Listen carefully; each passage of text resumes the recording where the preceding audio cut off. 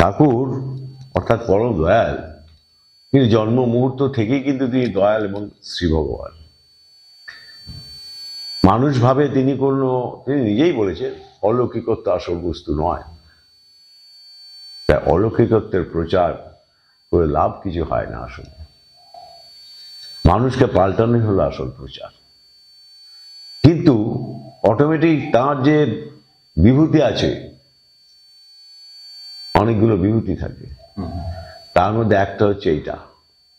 এই বিভূতি তিনি তার শরীর থেকে অটোমেটিক প্রকাশ পেতে বাচ্চাবেলা থেকে। এসব আশ্চর্য অলৌকিক লীলা, এটা কেউ এরকম করতে পারবে না নিজের জীবনে। পারবে? অসম্ভব। অসম্ভব। উনি ফিল করছেন, তারপরে ফিরে আসছেন। এত ঝড়ের ঝাপটা একটা বাজ পাখি এসে মাথার মাঝখানে বসেছে। ঠাকুর স্ট্যান্ড স্টিল, নিশ্চুপ হয়ে প্রাণায়াম, এসব নিয়েই জন্মেছেন। প্রাণায়াম করে কুম্ভক করে দাঁড়িয়ে আছেন। কেন না, ও আতঙ্কগ্রস্ত হয়ে আবার কোথায় চলে যাবে, কোথায় পড়বে। বেশ কিছুক্ষণ পর পাখিটা সুস্থ হয়ে উড়ে গেল, নিজে নিজে উড়ে গেল। তখন ঠাকুর বললেন, এগুলো সব বাল্যলীলা, আশ্চর্য খেলা, চমক শুরু থেকেই, ছোট থেকে চমক।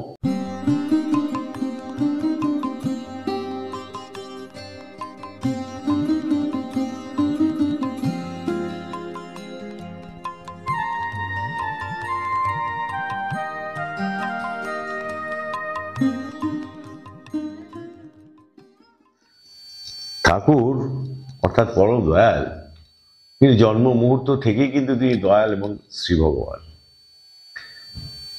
মানুষ ভাবে তিনি নিজেই বলেছেন অলৌকিকত্ব আসল বস্তু নয়। তাই অলৌকিকত্বের প্রচার করে লাভ কিছু হয় না। আসলে মানুষকে পাল্টানোই হলো আসল প্রচার। কিন্তু অটোমেটিক তার যে বিভূতি আছে, অনেকগুলো বিভূতি থাকে, তার মধ্যে একটা হচ্ছে এইটা। এই বিভূতি তিনি তার শরীর থেকে অটোমেটিক প্রকাশ পেতে বাচ্চাবেলা থেকে, একদম ছোট বয়স থেকে প্রকাশ পেত। আর মানুষকে খুব কাছে টানা ভালোবাসা, এটা তার জন্মগত। প্রচুর বন্ধু বান্ধব সব তার ছিল বাচ্চা বয়সে। সবাই তাকে রাজা নাম দিয়েছিল, আবার কেউ কেউ প্রভু বলে ডাকত। রাজা, প্রভু।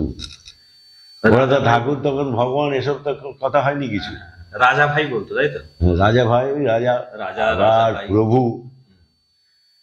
রাজা বলে যে ডাকতো, তেমনি হয়নি। ঠাকুর কি টাকা ধনদৌলত দিয়ে করেছে নাকি? তা তো না, ভালোবাসা দিয়ে।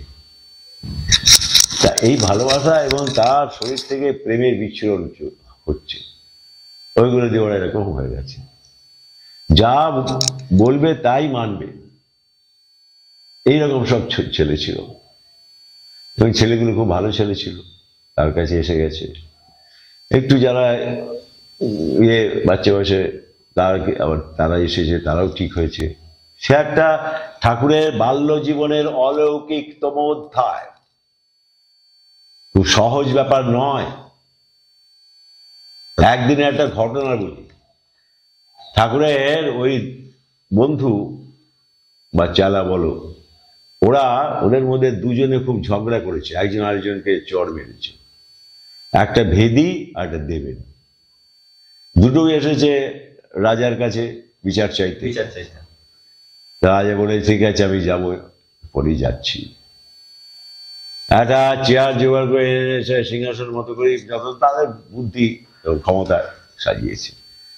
এবার ঠাকুর এসছেন, রাজা বসেছে, ওরা একটা মালা পর্যন্ত বানিয়েছে, সে মালা পরিয়ে দিয়েছে ঠাকুরকে। রাজা মশাই তো, বিচার হবে তো। এবার ঠাকুর বললেন, কে কে গন্ডগোল করেছো? দুজনে এলো। ভিদি বলল, ঠাকুর, ভিদি বলল, প্রভু আমি তো ওকে কিছু করিনি, ও দেখো ওই উঁচু গাছটায় উঠছিল, পড়ে যায় মনে হলো আমার, তাই বললাম, নিষেধ করেছি। তার নেমে এসে আমাকে চড় মারলো। তা দেবেনকে বললে, এটা তুই করলি কেন? এটা তুই ঠিক করিসনি। ও বাউন পেয়েছে, তুই চড় মারবি? হ্যাঁ। দেবেন বললো, হ্যাঁ সেটা ঠিক, ভুল হয়েছে আমার। তারপরে ও ওদেরকে দুজনকে কাছে ডেকে, দেখো দণ্ড কেমন দিচ্ছেন রাজা, যে পানিশমেন্ট কিরকম ধরনের, দুজনকে কাছে ডেকে জড়িয়ে ধরে দুজনের জড়িয়ে ধরে ভালোবাসা করে দিয়েছে। আর বলছে কখনো কেউ কারো নিন্দে তো করবেই না, আর রেগে গিয়ে কেউ কাউকে মারবে না। ওরা বলছে আজ্ঞে হ্যাঁ, সবাই সমস্যা বলেছে আজ্ঞে হ্যাঁ। তখন থেকেই তিনি কিন্তু প্রভু, তখন থেকেই তিনি রাজা, তাই তো? তাই আবার দেখো পাঠশালার সবাই ভর্তি হয়েছে, ছোট্ট বাচ্চা, ওই যে সবাই জানো, তাও বলি ভালো লাগে একটু ভাবতে গেলে, প্রচন্ড কাল বৈশাখী ঝড় উঠেছে আর বৃষ্টি প্রচন্ড বেগে। উনি কিন্তু একজনের ডাক শুনতে পাচ্ছেন, বাঁচাও বাঁচাও বলে। উনি শুধু শুনছেন, বেরোনোর জন্য পাগল। মাঝে মাঝে এই বৃষ্টিতে কোথায় যাবে, বৃষ্টি গেলে জ্বর টর হবে, যাস না। কিছুক্ষণ পরে বৃষ্টিটা বেশ কিছুটা কমেছে, কিন্তু তখনও আছে, কিন্তু হাওয়া আছে। এই অবস্থায় বেঁধে গেছেন ছুটে গিয়ে সামনে একটা নয়নজলি, মানে ক্যানেল, ছোট ক্যানেল, প্রচন্ড স্রোত বয়ে যাচ্ছে জলের, আর একটা বৃদ্ধ মানুষ উঠতে পারছে না ওখান থেকে, হা আল্লাহ করে চিৎকার করছে, মানে ঠাকুরকে ডাকছে আর ঠাকুরকে ডাকছে। ওই ডাকটাই ঠাকুরের কাছে গিয়ে পৌঁছলো। তার যে ভয়ঙ্কর অন্তিম লগ্নের মতো অবস্থার ডাক, ওইটুকু বাচ্চা গিয়ে কোন রকমে তুলেছে, আবার হাঁটিয়ে হাঁটিয়ে ধরে ধরে নিয়ে গেছে, বাড়িতে নিয়ে গিয়ে নিজের হাতে শেক করেছেন, নিজের হাতে শেক করেছে ওইটুকু ছিল। একটু দুধ খেতে দিয়েছে, দুধ খেতে বলেছে, দুধ খাইয়েছে, তারপর সুস্থ হয়েছে, চলে এসছে। আসার সময় সেই বৃদ্ধ বলছে, মুসলিম, বলছে যে আল্লাহ আমাকে মাঝে মাঝে দেখা দেওয়া তো, বলে ঠাকুর বলেন তুমি যখনই আমাকে মনে করবে তখনই আমি তোমার দেখা দেবো। এই যে বাল্য লীলা, এসব আশ্চর্য অলৌকিক লীলা, এটা কেউ এরকম করতে পারবে না নিজের জীবনে, পারবে? অসম্ভব, অসম্ভব। উনি ফিল করছেন, তারপরে ফিরে আসছেন, এত ঝড়ের ঝাপটা একটা বাজ পাখি এসে মাথার মাঝখানে বসেছে। ঠাকুর স্ট্যান্ড স্টিল, নিশ্চুপ হয়ে প্রাণায়াম, এসব নিয়েই জন্মেছে, প্রাণায়াম করে কুম্ভক করে দাঁড়িয়ে আছে। কেন না, ও আতঙ্কগ্রস্ত হয়ে আবার কোথায় চলে যাবে, কোথায় পড়বে। বেশ কিছুক্ষণ পর পাখিটা সুস্থ হয়ে উড়ে গেল, নিজে নিজে উড়ে গেল। তখন ঠাকুর দিলেন, এগুলো সব বাল্যলীলা, আশ্চর্য খেলা, চমক শুরু থেকেই, ছোট থেকে চমক। তারপর নিজে একটা এই জাহাজ বানিয়েছিলেন, স্টিমার, বাবার সঙ্গে আমিরাদাবাদ যাচ্ছিলেন, তখন ওই জাহাজটা দেখলেন, খুঁটি খুঁটি সব ভেতরে গিয়ে করে, এইবার বাড়িতে এসে জাহাজ বানাবেন, জাহাজ বানিয়েই ফেললেন, জিনিসপত্র কিনে খুব টুকটাক করে বেশ একটা সুন্দর জাহাজ উনি ছাড়লেন, শো শো করে চলতে শুরু করলো, বুঝতে পারছেন? তা তখন তিনি এই সবকিছুই তার অলৌকিক লীলার মধ্যে পড়ে, এগুলো জাগতিক লীলা নয়, আমার সেটা ধারণা। এর মধ্যে নিশ্চয়ই কোনো মেসেজ আছে, হ্যাঁ, মানুষকে দেওয়ার মতো কিছু মেসেজ আছে। মানে ঠাকুরের ছোটবেলায় হোক আর এবং বড়বেলাতেই হোক, ঠাকুর যেসব কাজগুলো করেন বা যা কিছু লীলা করছেন, তার মধ্যে একটা করে নিশ্চয়ই মেসেজ আছে মানুষের জন্য, যে হ্যাঁ কেন এইটা করলেন, কেন কি জন্য করলেন এটা। সবকিছুরই একটা প্রাইম উদ্দেশ্য, সবকিছুরই, সেটা হলো মানুষের জীবনকে পরিবর্তন করা। কিন্তু তিনি যা করেছেন এগুলো কোনো দেখানোর জন্য করেননি, তার একটা ন্যাচারাল অটোমেটিক তিনি করেছেন। আমি অটোমেটিক শ্বাস গ্রহণ করি, শ্বাস প্রশ্বাস ছাড়ি, এটা অটোমেটিক, কিন্তু অটোমেটিক, হ্যাঁ ঠিক ওই রকম অটোমেটিক উনি যা করেছেন। ওনার একটা অটোমেটিক, মানে অভ্যাসগত ইনস্টিংক্ট নিয়ে উনি এসছেন, তাই জন্য কিন্তু তিনি ওই রকম ভাবে জীবনটাকে চালিয়েছেন এবং সবকিছুতে সাকসেস হয়েছে। উনি সাম্রাজ্য গড়ে তুলেছিলেন হিমায়তপুরে, সাম্রাজ্য, তখনকার দিনে কি ছিল না। শেষকালে Manmohini institute of science and technology পর্যন্ত প্রতিষ্ঠা হলো, বিশ্ববিদ্যালয়ের কথাবার্তা চলছে। সেই সময় তার এত পরিশ্রম এবং ভালোবাসার জায়গা আশ্রমটা ছেড়ে তাকে চলে আসতে হলো কিছু এক শ্রেণীর কতিপয় মানুষের উপদ্রবের জন্য। ওটা যে থাকতো, ঠাকুর কবে মানুষের মনের মধ্যে ব্যবহারে, আচার ব্যবহারে প্রতিষ্ঠিত হয়ে যেতেন। এখানে আসার পর ভাঙা অবস্থায় কোথায় ভাড়া বাড়িতে উঠেছেন, কি কষ্ট করেছেন। অনেক লোক ওই বাড়িতে উঠেছে। এইভাবে তাহলে তার কি আবার একটা নতুন করে চেষ্টার ব্যাপার এসে যাচ্ছে। তখন তো অনেক বয়স, বুঝলে, 58 বছর বয়স হবে। এই যে ঠাকুর এত কষ্ট করেছেন, সেখান থেকে চলে আসা, নতুন করে আবার শুরু করা, এই যে জিনিসগুলো, এই জিনিসগুলো কি মানে আমার যেন মনে হচ্ছে এরকম ধরনের, যে কোথাও যেন মনে হচ্ছে যে আমাদের মতো সাধারণ মানুষদের যদি এইরকম কোনো ঘটনা আসে, তো এইরকম করেই কিন্তু মাথা তুলে দাঁড়াতে হয়। এটাই যেন তার ব্যবহার দিয়ে, আচরণ দিয়ে বুঝিয়ে দিচ্ছেন যে এইরকম করেই দাঁড়াতে হয়, কারণ এটাই বাস্তব, এটাই সত্য।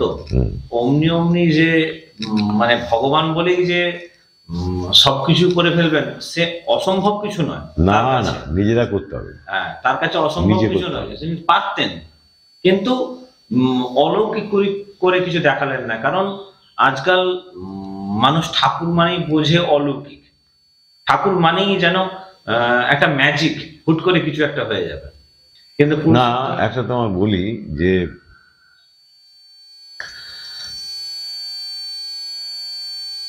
অলৌকিক ঠাকুর দেখাননি কোনো কিছু।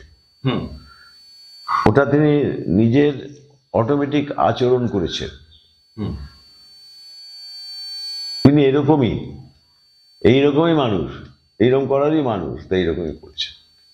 বুঝতে পারছো তো? আর এটা হলো প্রেমের প্রকাশ। তখনই প্রেমের প্রকাশ মানুষের কাছে করেছিলেন। ওইসব ছেলেগুলো তার আকর্ষণে ওর সঙ্গে আছে, এত অনেক ছেলে, স্কুলেও তাই, সব জায়গায় রাজা। তো তিনি এই যে মানুষটাকে জল থেকে তুলে, এটা ভালোবাসা, প্রেমের প্রকাশ। বাজ পাখিটাকে দেয়া, সেটাও প্রেমের প্রকাশ। শুধু মানুষ নয়, সর্বজীবের প্রতি তার ভালোবাসা। এই প্রেমের যে এক্সপোজার, সেটা তখনই কিন্তু মানুষ, যারা বোঝার তারা বুঝেছি, চিন্তা করে দেখে যে হ্যাঁ, ওই সময়তেই প্রেমের প্রকাশ ঘটেছে তার। তিনি কি দিয়ে জয় করেছেন? প্রশ্নের উত্তরে বলেছেন, বলে আপনার ক্যাপিটাল কি? বলে আমার ক্যাপিটাল হচ্ছে ভালোবাসা, নিঃস্বার্থ ভালোবাসা। আর আপনার এক ধরনের পুঁজি। আর আপনি কি চান, কি পেতে চান?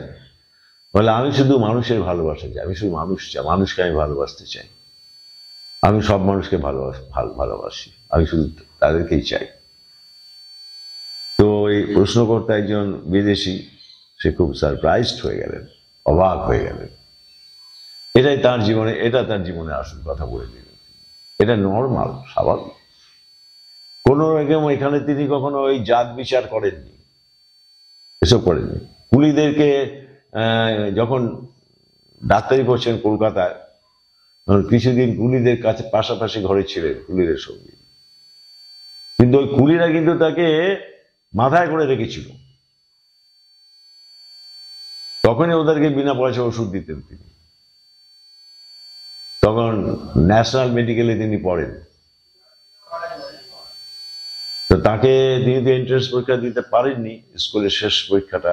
কারণ সে যে একটা ছাত্র কান্নাকাটি করছে, আপনি পয়সা নেই, দিতে পারবো না পরীক্ষা, তাকে দিয়ে দিলেন। এবার গেলেন প্রিন্সিপালের কাছে। উনি বললেন যে এখানে তো এন্ট্রান্স পাস না করলে নেওয়া হয় না, তবে হ্যাঁ ব্যতিক্রম কিছু আছে। তুমি কালকে তোমার আমি পরীক্ষা নেবো। বললাম আজকে। পরদিন এলেন, পরীক্ষা দিলেন। পরীক্ষার উত্তর থেকে উনি খুব সন্তুষ্ট। ওনাকে ডেট দিয়ে দিলেন, ওই দিনে সে ভর্তি হয়ে যাবে। এই ন্যাশনালে ভর্তি হলেন। হোমিওপ্যাথি না, অ্যালোপ্যাথি। আচ্ছা। তো অ্যাকচুয়ালি তো ডাক্তার ঠাকুর। তো এইভাবে ঠাকুরের জীবনটা বাল্যাবস্থায় কেটেছে। তারপরে তিনি আরেকটু বড় হয়ে আরো অনেক কিছু করেছেন, দেখিয়েছেন। দেখিয়েছেন মানে তিনি ইচ্ছে করে দেখেননি, আবার বলে দিলাম কথাটা। অটোমেটিক হচ্ছে, মানুষ দেখে দেখে অবাক হয়ে যাচ্ছে, তাই তো? হ্যাঁ। ওইরকম হচ্ছে। তারপরে পরবর্তী জীবনে যুবক, কৈশোর এবং যুবক, ওই লীলাটাও খুব স্প্লেন্ডিড। আমি একদিন ওই লীলাটা নিয়ে তোমার সঙ্গে আলোচনা করব ভাই।